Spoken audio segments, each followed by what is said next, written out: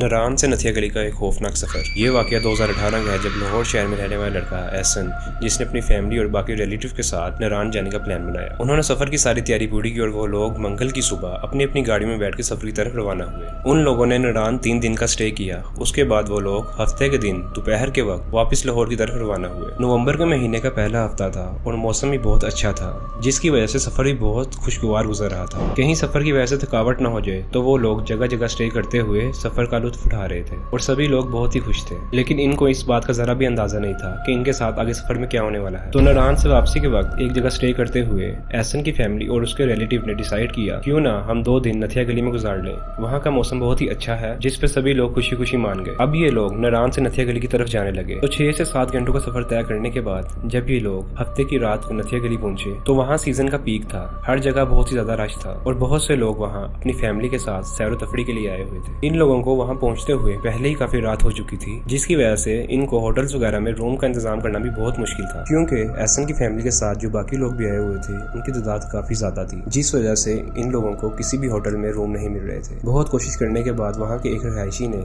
उन्हें एक होटल का एड्रेस बताया जहाँ भी अभी कुछ रूम्स अवेलेबल थे। तो वो लोग अपनी अपनी गाड़ी में बैठे और होटल की तरफ जाने के लिए रवाना हो गए। रास्ते में हल्की हल्की बारिश भी होना शुरू हो गई थी और आसपास की सड़कें भी सुनसान पड़ी हुई थी। एहसन के बाकी घर वाले गाड़ी में ही सो चुके थे और एहसन अपने अब्बू के साथ फ्रंट सीट पे बैठा हुआ था। अभी उन्होंने 3 किलोमीटर का सफर तय ही किया था तो उन्होंने देखा कि रोड के एक साइड पे एक औरत सफेद लिबास में खड़ी हुई है और वो औरत अचानक ही इनकी आंखों के सामने से गायब हो गई। गाड़ी की स्पीड हल्की थी लेकिन बाहर बारिश होने की वजह से इनको साफ नजर नहीं आया, तो इन लोगों ने उस औरत की तरफ ज्यादा ध्यान नहीं दिया और अपने सफर की तरफ आगे बढ़ते रहे। थोड़ा ही दूर जाने पर इनको वो औरत दोबारा सड़क के एक साइड पे नजर आई और वो औरत अचानक ही सड़क के दूसरी तरफ भाग गई। इन्होंने उस औरत को देखने के लिए गाड़ी को रोका लेकिन उन्हें वो औरत कहीं भी नजर नहीं आई। उस वक्त रात के तकरीबन 1 बजे का वक्त था और मौसम भी बहुत ज्यादा खराब था और इन्होंने दोबारा गाड़ी को स्टार्ट किया और होटल की तरफ रवाना हुए। वो लोग जल्द से जल्द होटल पहुंचना चाहते थे, तो वो लोग तकरीबन 1:30 बजे के करीब उस होटल में पहुंचे, लेकिन उन्होंने उस औरत का जिक्र किसी से भी नहीं किया। वो लोग जिस होटल में रहने के लिए रुके थे वो होटल बहुत ही पुराना लकड़ी का बना हुआ था और देखने से ऐसा लग रहा था कि ये होटल काफी अरसे से रेनोवेट भी नहीं हुआ और ना ही कभी कोई यहाँ रहने के लिए आया हो। लेकिन उस वक्त इन लोगों को कोई और होटल ना मिलने की वजह से उन लोगों को इसी होटल में रहना पड़ा। उन लोगों ने सामान अपने अपने कमरों में रखा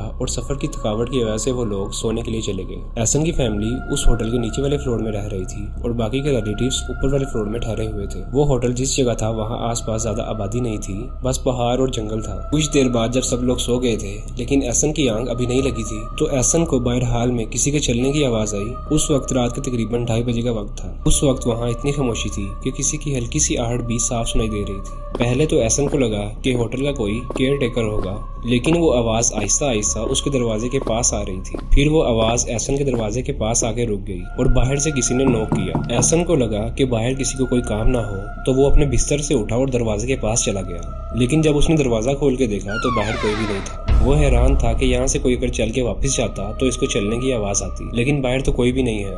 वो इसी सोच में अपने कमरे की तरफ वापस आ रहा था तो उसे अचानक सीढ़ियों की तरफ से किसी के रोने की आवाज आई। वो आवाज किसी औरत की थी, तो एहसन जल्दी से सीढ़ियों के ऊपर गया लेकिन ऊपर कोई भी नहीं था। एहसन ने ऊपर वाले पोर्शन में हर जगह देखा लेकिन उसे समझ नहीं आया ये रोने की आवाज कहाँ से आ रही थी। एहसन फिर से अपने कमरे की तरफ जाने लगा और अभी वो सीढ़ियों पे ही था कि उसे अपने चाचू के कमरे से किसी की चीखने की आवाज आने लगी। एहसन जल्दी से ऊपर की तरफ भागा और अपने चाचू के कमरे की तरफ चला गया। एहसन के बाकी घर वाले भी उसके चाचू के कमरे से आने वाली आवाज को सुनकर वहां पहुंच गए और उनसे पूछने लगे कि उन्हें क्या हुआ है।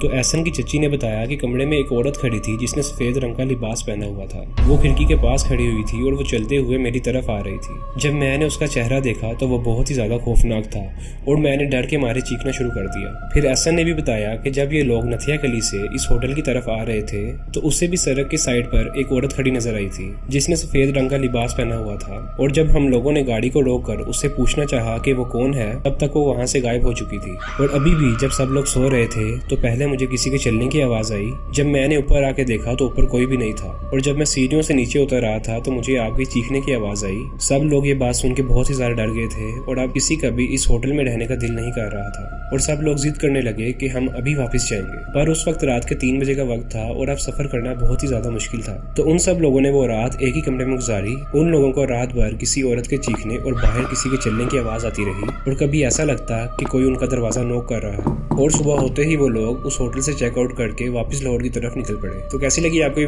वीडियो हॉरर लगी इस वीडियो को लाइक करें और शेयर करें और हमारे YouTube चैनल को जाकर सब्सक्राइब करें।